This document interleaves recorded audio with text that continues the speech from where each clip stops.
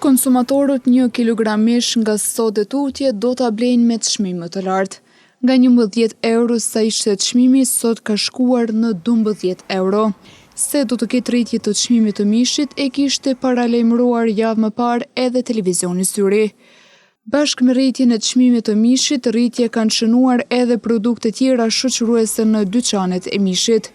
Tregtarët thonë se rritja vjen si pasojë e shtrejtimit nga furnitorët dhe kostove të larta të importit. E në anën tjetër, konsumatorët prapa kamerave kanë shprehur shqetësimin e tyre se kjo rritje e re po a vështirëson edhe më shumë përballimin e shpenzimeve të përditshme, në një kohë kur çmimet e ushqimeve bazike po shënojnë rritje nga dita në ditë.